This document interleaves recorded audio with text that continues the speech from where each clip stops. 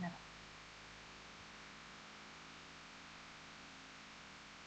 Nah, ini materi kita. Jadi selama 1 semester, nanti yang kita bahas ataupun materi perkuliahan ini ada 13 materi. Yang pertama, teori belajar behavioristik. Nah, untuk teori belajar behavioristik ini nanti saya sendiri yang akan presentasi. Jadi untuk pendahuluan agar teman-teman nanti punya lebih banyak waktu untuk mempersiapkan presentasi selanjutnya. Untuk yang kedua, teori belajar kognitif, kemudian teori belajar konstruktivistik atau konstruktivisme, kemudian teori belajar humanistik, belajar sosiokultural, pemrosesan informasi. Nah, itu sebelum UTS itu. Nah, setelah UTS nanti ada teori belajar kecerdasan ganda atau multiple intelligence, kemudian neuroscience dalam pembelajaran.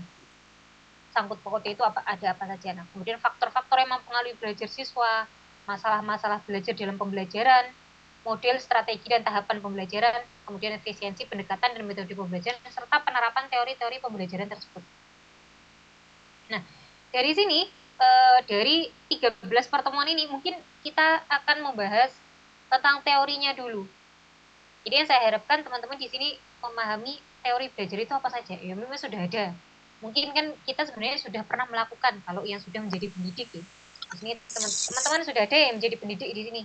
Yang punya pengalaman, oh ngajar les, oh ngajar gimana, sudah ada. Sudah. Ya, sudah. Nah, sebenarnya kita di situ tuh sudah menerapkan kalau di pertemuan 15 itu ada yang namanya penerapan teori-teori pembelajaran. Nah, sebenarnya kita sudah bisa menerapkan di situ, tapi untuk mungkin saja kita tanpa menyadari sebenarnya saya menggunakan teori ini. Nah, ini termasuk teori ini dan sebagainya. Nah, itu yang perlu kita pelajari di sini. Mulai dari teori belajar behavioristik, dari kebiasaan dan lain-lain, kemudian kognitif, konstruktivistik, membentuk atau mengkonstrukkan di situ dan lain sebagainya. Nah, teori-teori ini siapa yang membuat penemunya ataupun penganut dari teori-teori ini? Nanti teorinya itu seperti apa dan sebagainya. Nah, itu kita harus sebagai pendidik paham dulu dasar-dasarnya belajar, mengajar, dan pembelajaran itu seperti apa. Nah, barulah dari situ nanti memasuki setelah UTS, baru kita masuk bagaimana, adakah faktor-faktor yang mempengaruhi belajar siswa setelah kita menerapkan, saya loh belajar apa pendekatan saya menggunakan teori ini dan lain sebagainya. Ada masalah-masalah belajar. Nah, itu kita bahas masalah-masalah belajarnya itu apa saja ketika kita terjun sebagai pendidik, atau mungkin saya belum terjun sebagai pendidik Ustazah. Nah, itu kita dari literatur review dulu. Oh, dari penelitian-penelitian atau fenomena-fenomena yang terjadi sekarang. Masalah-masalah pendidikan itu seperti apa. Nah, itu bisa kita masukkan ke dalam materi presentasi kita. Kemudian, model strategi dan tahapan pembelajaran yang bisa digunakan kan bisa digabungkan ya. Antara kita menggunakan model ini dengan strategi ini, kemudian menggunakan media ini.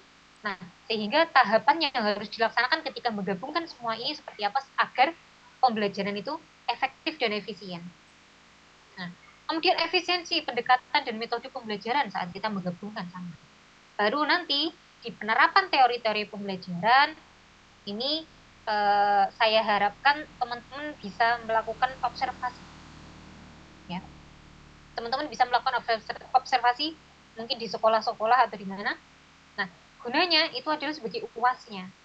Ya, begitu ya. Jadi untuk UTS-nya itu hanya tes tulis saja. Tetapi untuk UAS-nya itu adalah laporan hasil observasi. Karena di pertemuan 15 tuh ada kita judulnya penerapan teori-teori pembelajaran. Nah, itu di pertemuan ke-15 itu nanti kita ya tetap masuk sebenarnya, tetap masuk seperti ini karena kita harus mengisi absensi juga. Karena untuk online ini ada recordingnya. Jadi kita tetap masuk ke Zoom. Mungkin nanti untuk membahas persiapan-persiapan apa saja yang dilakukan atau yang kita butuhkan ketika kita ke lapangan untuk observasi. Baru nanti ketika kalian setelah pertemuan itu bisa kalian masuk terjun ke lapangan untuk melakukan observasi. Nah, laporannya itu saya anggap sebagai UAS. Jadi tidak ada UAS ujian tulis lagi, tidak. Tapi pokoknya mengumpulkan hasil laporan observasinya itu sudah saya anggap sebagai untuk saya ambil nilai UAS-nya. Seperti itu nggih. Jadi untuk pertemuan kedua itu saya yang presentasi. Nah, untuk dari pertemuan ketiga sampai pertemuan ke-14 efisiensi pendekatan dan metode pembelajaran itu silahkan teman-teman secara mandiri untuk memilih saya mau materi ini, kelompok saya ini. Ya kita anggap dua-dua terlebih dahulu. Jadi sama seperti yang kemarin SKI itu dipenuhi dulu materi yang mau diambil itu. Kemudian untuk yang teori pembelajaran ini sama. Nah, di pertemuan ke-15 kita hanya sharing saja. Jadi tidak ada presentasi. Kita sharing saja nanti kebutuhan-kebutuhannya apa saja yang harus dipersiapkan ketika observasi, kemudian instrumennya apa saja, untuk template observasinya itu apa saja nanti kita masuk untuk membahas itu. Baru nanti setelah itu teman-teman terjun ke lapangan melakukan observasi, laporannya saya anggap sebagai tugas UAS. Gitu. Nah, gunanya apa kalau teman-teman harus belajar tentang teori belajar? Nah, ini agar kita paham untuk memahami peserta didik kita. Apakah peserta didik ini ketika saya menggunakan pendekatan teori belajar demikian, apakah itu bisa diterima, bisa masuk? Nah, itu untuk mengetahui seperti tersebut. Jadi, mengetahui kita karakternya siswa ini ketika belajar itu, penyerapan, pemahaman materi, penguasaan materi, dan lain sebagainya, itu berawalnya dari sini. Kalau kita sudah paham teori-teori belajar, kemudian bagaimana peneliti-peneliti terdahulu itu menerapkan teori-teori belajar ini, nah kemudian itu kan sudah menjadi penelitian yang teruji. Nah, apakah ketika diterapkan sekarang itu masih bisa dan lain sebagainya. Nah, ini ada nanti di pertemuan ke-15 penerapan teori-teori pembelajaran. Jadi teman-teman silahkan di situ memilih dari teori-teori yang kita bahas dari materi sebelumnya, itu dipilih. Oh, saya mau menerapkan teori ini. Teori behavioristik. Saya terapkan nih. Mau pakai modul dan strategi atau tahapannya seperti apa? Silahkan.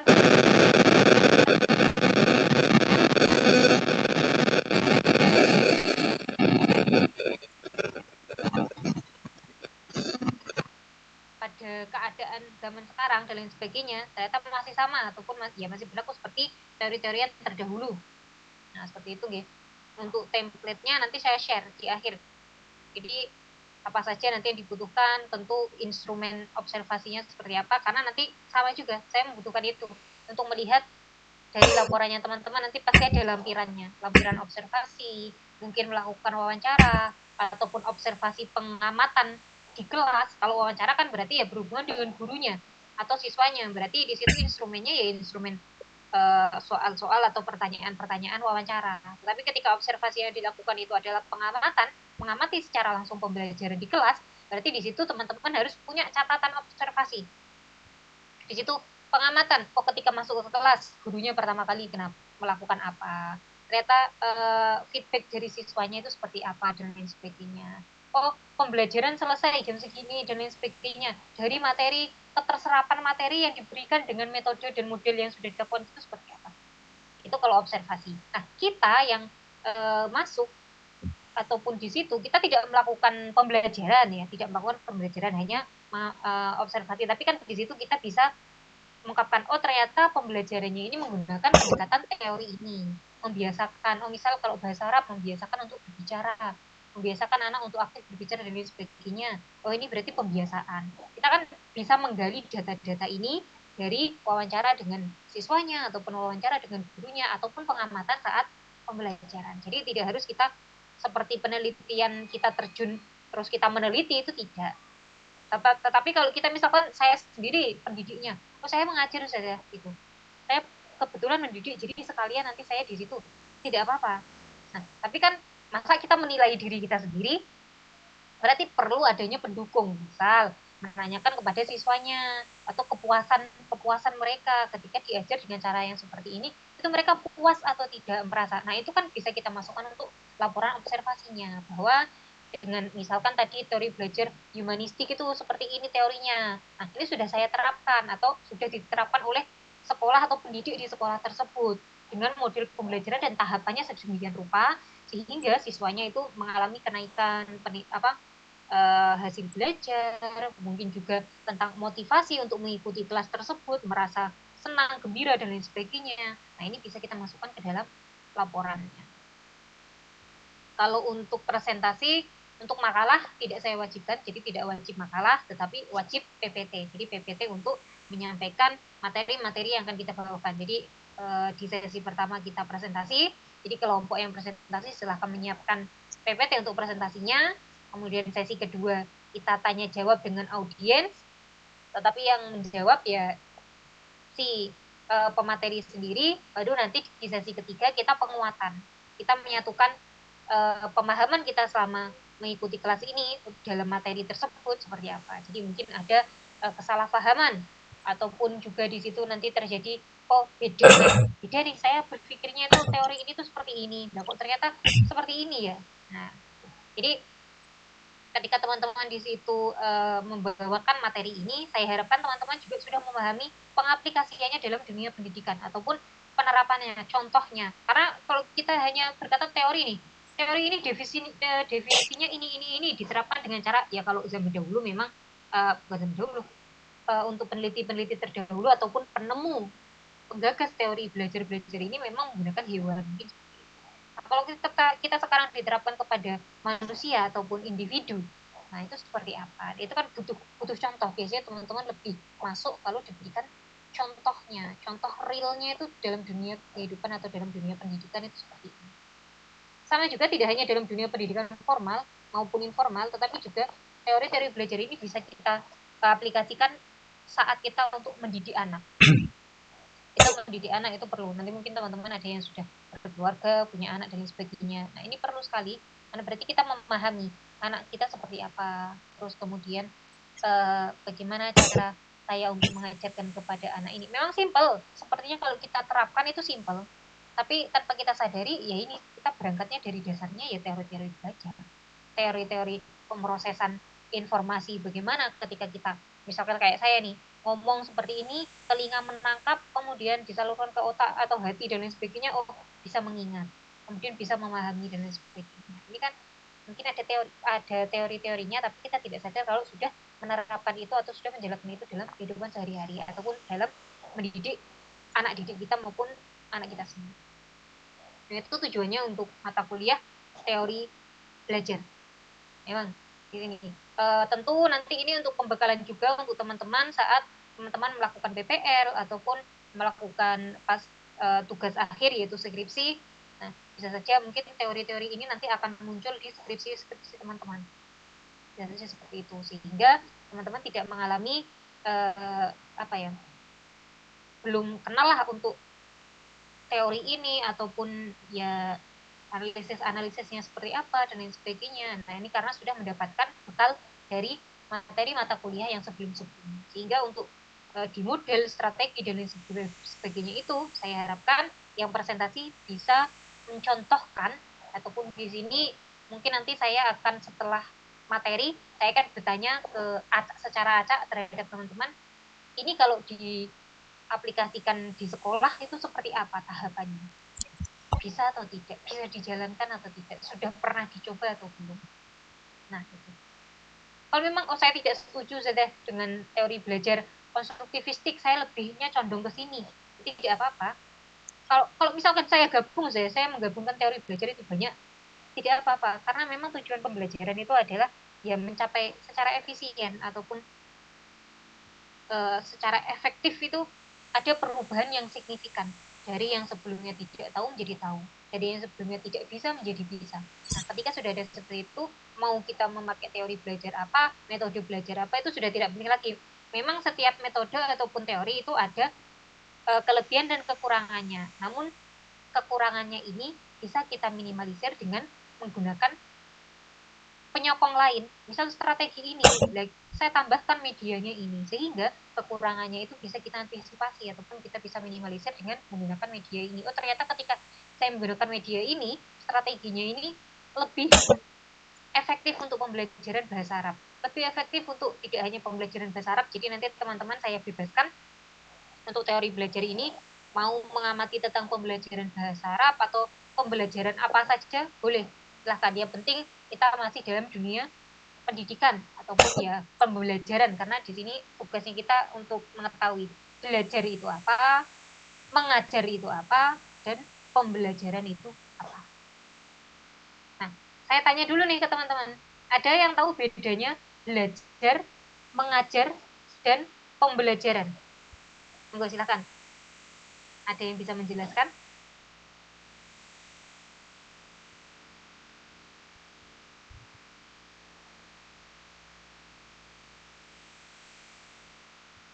Halo, bagaimana? Ada yang bisa menjelaskan belajar itu apa? Satu-satu aja nggak apa-apa. Saya mau menjelaskan yang belajar khususnya. Saya mau menjelaskan yang bagian mengajar. Saya yang pembelajaran tidak apa-apa kalau memang belum tahu semua. Ada yang tahu perbedaannya apa? Belajar Ustazah ya.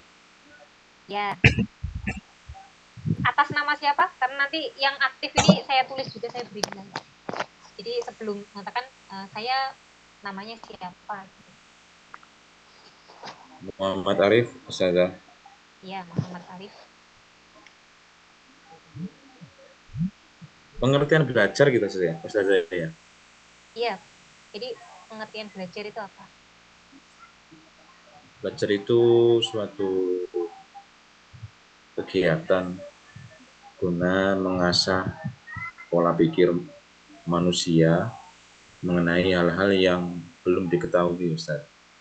Jadi karena manusia ini sifat alam bawah sadarnya itu pengen tahu hal yang baru atau hal yang pengen diketahui, maka perlu namanya proses belajar Ustaz. Jadi proses belajar ini agar manusia ini lebih mengetahui baik dari internal diri sendiri atau mungkin eksternal ilmu yang lebih luas, baik ilmu filologi, ilmu alam, ilmu sosial, ilmu geografi dan lain sebagainya. Ustazah, nonton. Baik, yang demikian tersebut adalah tentang belajar. Nah, Ya, belajar. sekarang adakah yang mau menjelaskan tentang pengertian mengajar? Ana Ustazah. Ya, Lulu Mustakmiliyah. Lulu Mustakmilah. Nah, Ustazah. Ya. Mengajar itu adalah aktivitas yang dilakukan oleh seorang guru untuk menanamkan ilmu kepada siswanya. Baik, bisa dikatakan sebagai transfer ilmu ya? Iya, seperti itu sudah. Baik, ini ada juga dari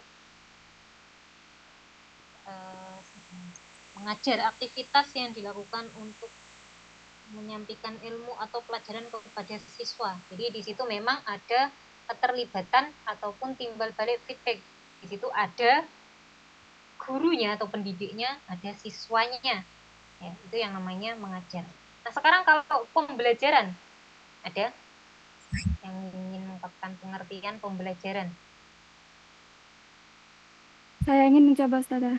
Iya, silahkan. Pembelajaran itu sendiri, tadi kan kalau mengajar itu proses transfer ilmu, sedangkan kalau pembelajaran itu adalah metode yang dipakai dalam belajar tersebut, bagaimana proses interaksi antara peserta didik dan pendidik, terus bagaimana lingkungan belajarnya yang edukatif dan sumber belajar yang digunakan. Jadi prosesnya gitu. Baik, kalau Iya, pembelajaran itu adalah prosesnya. Nah, dari ketiga penjelasan teman-teman tadi, dari belajar, mengajar, pembelajaran, sudah terlihat atau belum perbedaannya itu apa?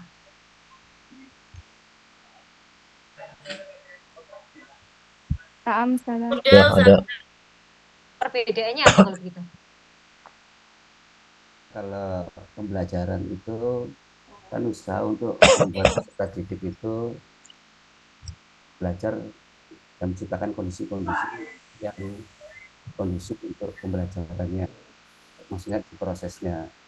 Dengan mengajar itu kan sebuah aktivitas seorang guru kepada muridnya itu. Baik, jadi kalau kita gambarkan ini ada 3 lingkaran besar. Jadi lingkaran yang pertama, lingkaran yang tadi, lingkaran kedua, dan lingkaran ketiga. Nah, ini adalah kesinambungan antara belajar, Oh, untuk buku mengajar, ya. dan Buku yang pembelajaran. ini.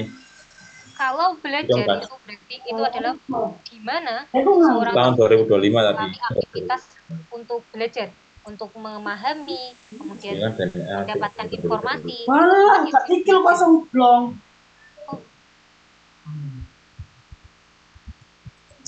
Mohon maaf, mungkin yang lain nanti bisa di mute dulu ya, mikrofonnya agar tidak ada suara-suara dulu. Nah, jadi untuk memperoleh pengetahuan tersebut itu yang dinamakan belajar.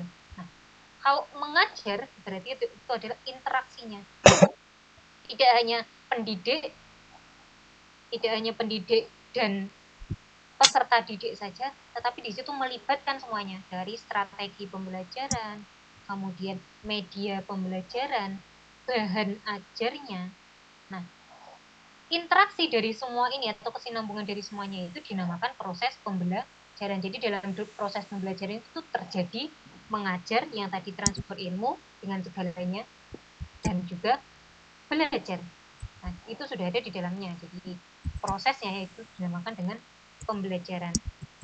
Kita menggunakan belajar, ada peserta didiknya, ada waktunya, alokasi waktu, kemudian tahapan-tahapan pembelajaran. Nah, ini kan fenomena namanya ekosistem pembelajaran yang kita ciptakan secara sedemikian rupa yang sehingga akhirnya di situ akan terjadi interaksi antara pendidik dengan peserta didik, kemudian menggunakan bahan ajar. Bahan ajar pasti nanti banyak di situ bahan ajarnya, mau pakai media apa dan lain sebagainya. Nah, ekosistem ini yang dinamakan dengan proses pembelajaran. Nah, karena sebenarnya kalau bahasa Arab kok katakan, saya kok ini ya, kayaknya disuruh atau menujunya itu pada menjadi pendidik semua ya, padahal sebenarnya saya tidak ingin menjadi pendidik, ataupun ya saya di sini nanti mungkin saya akan mempunyai pekerjaan lain, tidak masalah. Kita tidak hanya terjun dalam dunia pendidikan, karena pendidikan itu tidak hanya di sekolah, tetapi kita juga membutuhkan pendidikan untuk kehidupan sehari-hari kita, untuk interaksi dan lain sebagainya, untuk kemudian hari misal kita memiliki anak dan lain sebagainya, karena pendidikan kita tidak hanya menyerahkan kepada guru saja, ya nggak apa-apa, sudah saya leskan, sudah sekolah dan sebagainya, orang tua tidak memiliki kewajiban untuk mengajar anak, itu salah. Jadi orang tua harus yang pertama kali atau benteng pertama yang di situ memperhatikan pendidikan anak, sehingga ketika kita di bangku perkuliahan mendapatkan materi sedemikian rupa, itu yang saya harapkan adalah teman-teman bisa mengaplikasikannya. Mungkin saya belum punya anak, sudah saya punyanya adik atau keponakan dan lain sebagainya, itu kan bisa kita terapkan juga. Ini loh anaknya sulit belajar dan lain sebagainya. Nah, karena kita paham dunianya, karena kita paham dunia pendidikan, bagaimana alurnya, bagaimana tahapannya dan lain sebagainya, sehingga untuk menciptakan pembelajaran ataupun menciptakan dorongan-dorongan sehingga anak tersebut mau aktif belajar. Mau aktif belajar itu tidak hanya dengan mata pelajaran, tapi belajar sosial, belajar bagaimana kita ketika bertemu orang lain, itu semua belajar, karena kita harus tahu belajar menyesuaikan dengan lingkungan tempat tinggal kita, semua itu dalam proses belajar atau memperoleh pengetahuan. Oh, ternyata kalau ngomong di daerah saya itu seperti ini caranya, itu kan kita belajar juga, belajar memahami lingkungannya. Jadi tidak melulu dalam dunia pendidikan saja, tetapi juga bisa kita terapkan dalam kehidupan sehari-hari. Nah, mungkin sampai di sini ada yang ditanyakan dari teman-teman? Anau sedang mohon izin bertanya. Iya. Untuk PP kan tadi tugasnya berarti PPT nggak usah dah, per kelompok ya. Itu kan tadi ada kayak tema-temanya, membahas tentang proses pembelajaran apa dan sebagainya. Itu berarti kita misal tadi ada salah satu temanya tentang masalah pembelajaran ya, seperti itu. Misal kita ngambil masalah pembelajaran dalam mengajar bahasa Arab gitu, berarti nggak apa-apa? Tidak apa-apa. Jadi silahkan mengambil, misalkan masalah-masalah dalam pembelajaran itu banyak, tetapi yang mau presentasi itu fokusnya terhadap pendidikan atau pembelajaran bahasa Arab, itu tidak apa-apa. Tapi mungkin nanti untuk memperluas materi yang kita dapatkan, kita bisa sharing. Jadi teman-temannya lain juga mencari masalah-masalah yang terjadi dalam pendidikan sekarang itu seperti ini. Dan jadi nanti kita bisa aktif untuk saling sharing, kemudian diskusi. Kalau yang mau dipresentasikan itu tentang masalah-masalah pendidikan dalam bahasa Arab, monggo, tidak masalah. Atau hal yang lain nggak apa berarti kan sudah ya? Kalau untuk hal lain tidak masalah, secara umum tidak masalah. Jadi tidak harus menjurus ke pembelajaran bahasa Arab, bisa saja untuk pembelajaran secara umum. Jadi masalah-masalah umum, nah, itu tidak apa-apa. Ya, sudah. Adakah pertanyaan lain? Ustaz, izin bertanya saya. Iya. Berarti ini tadi saya sempat dengar ada makalahnya atau hanya PPT, Ustazah? Ampun tadi. Ya, hanya PPT saja. Hanya PPT. Jadi saya tidak akan membebani teman-teman untuk banyaknya tugas-tugas perkuliahan, mungkin karena materi-materi yang lain atau mata kuliah lain juga minta presentasi dan sebagainya ataupun buat makalah. Jadi di sini saya memudahkan teman-teman saja, yaitu kita buat PPT saja. Sama seperti aturan yang SKI kemarin. Jadi ketika teman-teman bisa hadir untuk presentasi, maka cukup dengan mengumpulkan PPT-nya. Tetapi kalau teman-teman memang benar-benar tidak bisa melakukan presentasi, kemudian sudah konfirmasi ke saya ataupun ke teman lainnya, kalau memang tidak bisa melakukan presentasi, mau diganti hari pun juga tidak bisa, itu silahkan mengumpulkan makalah sebagai pengganti. Jadi sebagai pengganti kalau teman-teman tidak bisa presentasi, itu gantinya makalah. Tapi kalau selama kalian itu masih bisa melakukan presentasi secara daring seperti ini, itu hanya membuat PPT saja. Gitu. Syukron, Ustazah. Ya. Untuk kelompoknya nanti saya harap teman-teman bisa mengkondisikan sendiri untuk pembagian kelompoknya. Karena saya kurang tahu juga ini teman-teman biasanya itu kelompokannya seperti apa atau pembagian tugasnya. Jadi fleksibel saja saya. Jadi teman-teman mau berkelompok dengan siapa tidak apa-apa, tapi minimal satu materi itu yang ambil 2 orang. Jadi 2 orang dulu, sehingga nanti akhirnya semua materi itu ada yang mengampu ataupun yang akan mempresentasikan tuh kelompok ini. Jadi untuk SKI maupun teori belajar seperti itu nanti bisa di-share di grup. Finalnya siapa saja yang mengambil materi-materi ini, kemudian silakan untuk dipersiapkan untuk membuat PPT untuk presentasi. Nah, khusus untuk yang pembelajaran teori belajar, nanti UAS-UASnya itu adalah laporan observasi. Seperti itu. Ustazah, izin bertanya, Ustazah. Iya. Tadi kan sudah dijelaskan di mana ada belajar, ada mengajar, ada proses pembelajaran. Itu kan kalau kita istilahkan sebagai inputnya, Ustazah. Di mana input nanti akan menghasilkan proses. Nah, proses itu nanti akan menghasilkan sebuah output. Nah, output itu kan ada, katakanlah ada faktor-faktor yang menunjang keberhasilan, ada juga tentang motivasinya, perhatian dan lain-lainnya, sehingga ya. Nah, bagaimana kita menentukan katakanlah misalnya ada KPI-nya saja tentang penilaiannya itu bagaimana mengukurnya, mengukur apakah peserta didik ini atau si gurunya ini atau si lain-lainnya itu menghasilkan KPI yang kita tentukan saja untuk mengukur keberhasilan sebagai outputnya itu. Atau Baik.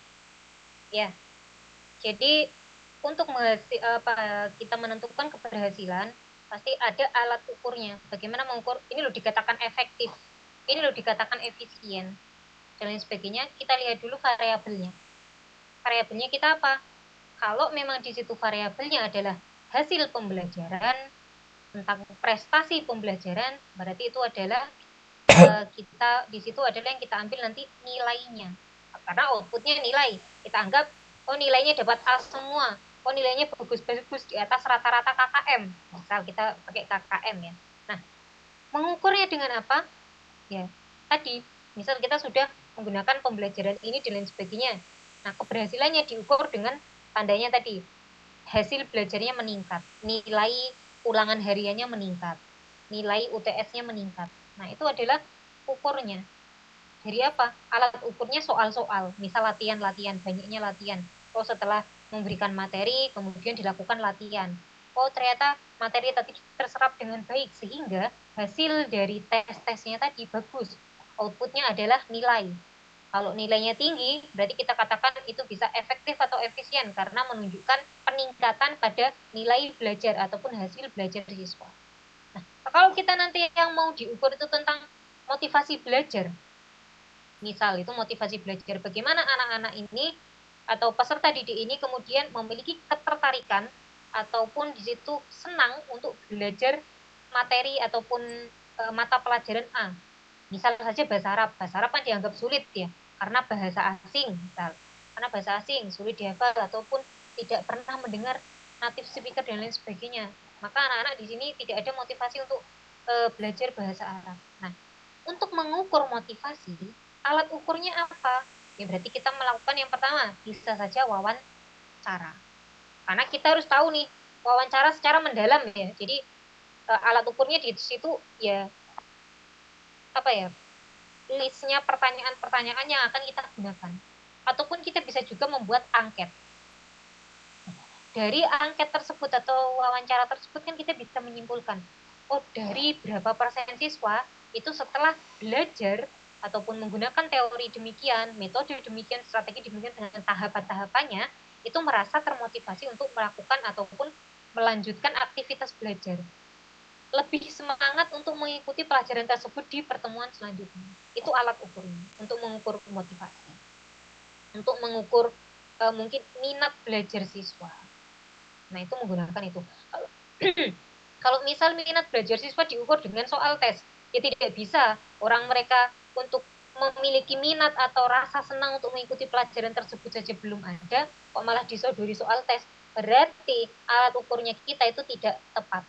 Jadi menggunakan alat ukur itu harus sesuai dengan apa yang akan kita ukur. Kalau tadi mau lihat nilai hasil outputnya itu nilainya meningkat, ya berarti dengan soal-soal tes, dengan soal-soal latihan. Nah, tapi kalau kita mengukur minat belajar, motivasi belajar, kemudian apa ya, mungkin keberhasilan, misal setelah belajar dengan ini, nah anak-anaknya itu terlibat aktif untuk berbicara bahasa Arab. Oh ternyata banyak kosakata yang didapat dan lain sebagainya. Nah ini kan kita lihatnya ya dari itu wawancara, dari angket. Jadi untuk menggali informasi-informasi tersebut itu yang akan dijadikan alat ukurnya. Dapat dipahami? Bisa, syukran saja. Ya. Adakah pertanyaan lain mungkin terkait dengan nanti persiapan observasinya?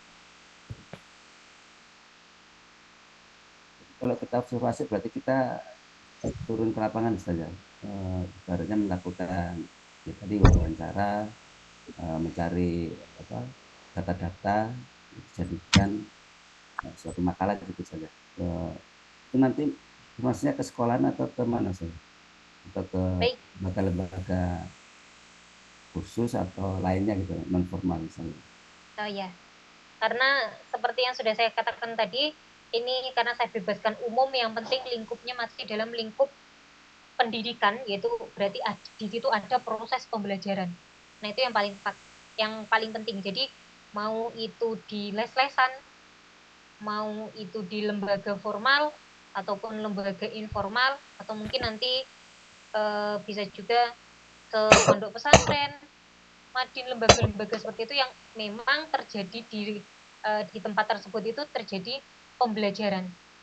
Nah, jadi tidak harus ke sekolah formal. Jadi di mana itu terjadi pembelajaran, maka di situ bisa kita jadikan laporan observasinya tersebut. Jadi saya tidak tidak harus kalian ke sekolah formal, tidak. Tapi memang nanti kalau untuk teman-teman yang ke sekolah formal terus ternyata sekolahannya itu minta pengantar untuk observasi, tidak apa-apa, nanti ya saya buatkan gitu, saya mintakan kepada pihak administrasi untuk sebagai surat pengantar. Karena kan berarti kita melakukan observasi untuk tugas-tugas seperti ini kan memang harus ada surat izinnya ataupun ya surat pengantar lah untuk sekolah itu berlebihan. Oh ini loh mahasiswa ini tujuannya untuk ini dan sebagainya. Tetapi ketika kalian memang ke lembaga-lembaga informal yang tidak membutuhkan izin seperti itu, ataupun saya sudah punya orang dalam, sudah kenal gitu dan lain sebagainya, ya monggo silahkan. Jadi tergantung kebutuhan teman-teman nanti. Nah, untuk laporannya seperti misal tadi surat pengantar, kemudian dokumentasi saat melakukan observasi dan lain sebagainya, mungkin bukti wawancara, dan itu akan dimasukkan juga dalam lampiran. Jadi laporan observasi itu bentuknya adalah ringkasan apa yang didapatkan dalam proses ketika melakukan observasi. Nah, lampiran-lampirannya itu adalah bukti pendukungnya kalau teman-teman sudah melakukan observasi. Kalau memang wawancara ke gurunya saja dan lain sebagainya, mungkin saya lewat WA karena tidak bisa bertemu, ataupun lewat telepon dan lain sebagainya, atau datang ke rumahnya untuk melakukan observasi. Ya tidak masalah kalau memang data yang sudah kita perlukan ataupun yang pengen kita amati itu sudah tercukupi dengan hanya melakukan wawancara dengan gurunya saja atau kepala sekolahnya saja, ya monggo silakan menyertakan bukti, oh sudah bertemu dengan kepala sekolah di kediaman beliau, ataupun oh sudah melakukan video call untuk wawancara dan lain sebagainya. Itu bisa dibuatkan bukti. Yang terpenting adalah bagaimana penerapan teori belajar itu pada dunia pendidikan atau terjadinya proses pembelajaran menggunakan teori-teori pembelajaran tersebut. Gitu.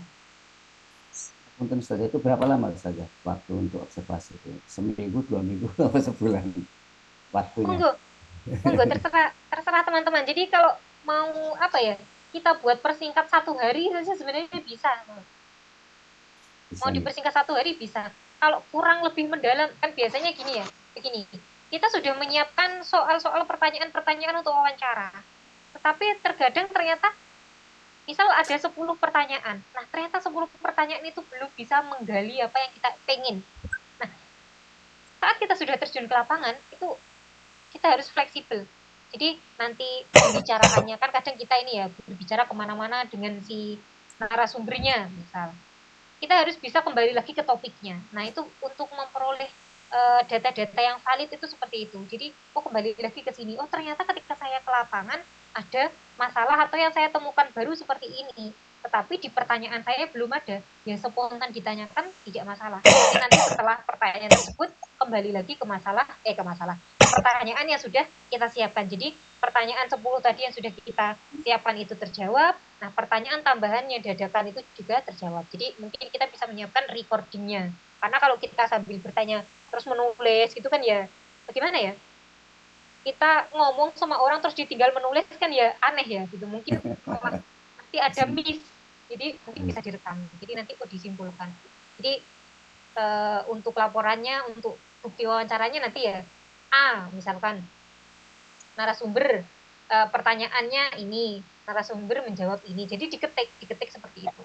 Nah, itu untuk buktinya. Gitu. Ustaz. Ya. Mungkin ada pertanyaan lain dari teman-teman? Waktu kita masih 20 menit lagi. Maaf Ustazah. Iya. Izin bertanya tadi, berarti kalau misalnya kita mau memberikan lampiran tentang wawancara itu, teks percakapan kita dengan narasumber, begitu ya Ustazah? Iya, teksnya. Tidak perlu foto atau recordingnya, rekamannya itu. Tidak perlu begitu ya Ustazah? Tidak perlu, kalau recordingnya tidak perlu. Jadi kalau foto perlu, dokumentasi itu perlu. Jadi membuktikan benar-benar sudah saya melakukan wawancara dengan ini. Jadi kan di situ nanti template-nya itu ada tulisannya. Siapa, waktunya kapan, lokasinya di mana, narasumbernya siapa. Baru di bawahnya adalah teksnya. Kalau memang menggunakan bahasa Jawa atau bahasa Indonesia, bahasa Madura dan lain sebagainya, ditulis saja tidak masalah. Tapi nanti ya kalau bahasa Madura atau bahasa Jawa ya diterjemah nggak apa-apa. Kalau saya bahasa Jawa masih paham. Jadi biasanya untuk membuktikan bahwa teman-teman ini benar-benar melakukan penelitian wawancara, itu ya dicantumkan pakai bahasa apa ya sudah tidak usah ditranslate. Tapi kalau memang untuk agar lebih memudahkan pemahaman yang membaca, ya pakai bahasa Indonesia, disingkat pakai bahasa Indonesia saja, tidak apa-apa. Yang penting memang isinya pada saat wawancara itu seperti ini. Nanti yang dilampirkan yaitu wawancaranya, kemudian fotonya ketika wawancara. Kalau recordingnya tidak perlu dikumpulkan. Begitu. Terima kasih Ustazah. Iya, sama-sama. Ada pertanyaan lain?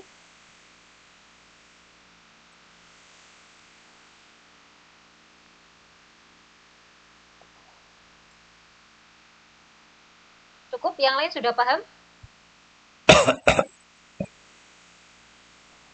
Yakfi. Oh, Yakfi ya. Nanti setelah ini saya share di grup untuk pembagian tadi materi-materi apa saja yang akan kita bahas. Jadi materi kedua teori behavioristik itu saya, jadi minggu depan tetap saya yang presentasi agar teman-teman memiliki waktu lebih lama untuk menyiapkan presentasinya. Oh ya, untuk yang baru bergabung mungkin nanti bisa ditanyakan ke teman-teman apa saja, atau nanti kalau tentang observasi itu akan saya bahas lagi. Jadi untuk yang baru bergabung ini, untuk UAS-nya nanti di akhir pertemuan ya, itu tugasnya adalah melakukan observasi.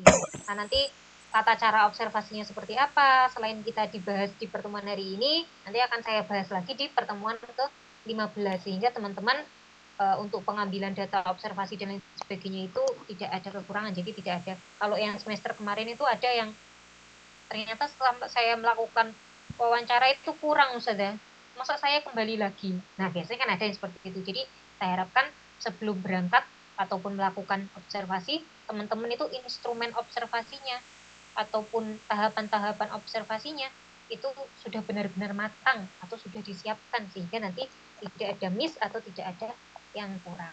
Nah, untuk pertemuan-pertemuan yang biasa itu kita melakukan presentasi dan tanya jawab gitu saja. Untuk teman-teman nanti kelompoknya bisa dikondisikan untuk materi ini diambil kelompok mana dan siapa anggota kelompoknya gitu.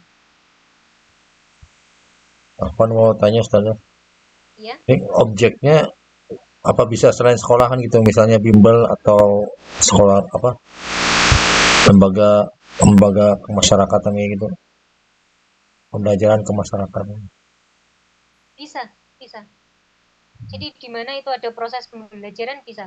Karena ini kan penerapan dari teori-teori ya, dari teori-teori. Nanti kalau memang dari teori belajarnya itu bisa diterapkan di bimbel, kemudian di mungkin pembelajaran kemasyarakatan dan lain-lain, ya bisa. Kita ambil topiknya itu tidak apa-apa. Karena memang ya yang namanya teori belajar ya, belajar kan memperoleh informasi atau mendapatkan pengetahuan yang dari kita tidak tahu menjadi tahu. Jadi boleh tidak harus di sekolah formal, mau di lembaga apa saja boleh, yang penting itu terjadi proses belajar. Kalau misal ada nih di tempat kursus, tapi bukan kursus tentang pembelajaran ya, kursus apa ya, misal kursus memasak dan lain sebagainya, itu kalau mau dibagikan di situ lebih baik, tapi mungkin saya sarankan teman-teman untuk ke pembelajaran saja, pembelajaran yang memang itu ada mata pelajarannya, ataupun ya lebih mengarah kalau kita ini sebagai pendidik lah, jangan yang ke apa ya, ke kursus-kursusan yang kayak kursus memasak, kursus kecantikan dan lain sebagainya, jangan. Tapi kalau untuk kemasyarakatan tidak masalah, karena memang apa ya, outputnya kita kan harus bisa berlaku dalam dunia masyarakat juga. Kalau mau ke bimbel boleh, itu sama saja, ke bimbel, ke tempat les-lesan atau lembaga pengajaran, lembaga pembelajaran yang informal lainnya, misal itu saya perbolehkan. Tapi tidak harus ke pembelajaran bahasa Arab ya. Saya tidak membatasi teman-teman hanya pembelajaran bahasa Arab, tidak. Mau pembelajaran apa saja boleh. Mau mengaji misalkan pembelajaran ini, ataupun bahasa Indonesia, ataupun apa dan lain sebagainya, itu boleh-boleh saja. Ataupun misal untuk mempersiapkan ujian akhir, misalkan kan SMA, SMP itu biasanya kan ada yang seperti itu untuk mempersiapkan kiat belajar dan sebagainya. Itu mau observasinya di situ tidak masalah, berarti kan itu memang untuk mempersiapkan ujian akhir dan lain. Monggo silahkan.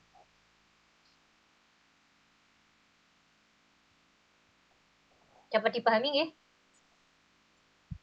Misalnya. Baik, mungkin jika tidak ada pertanyaan lain, mungkin saya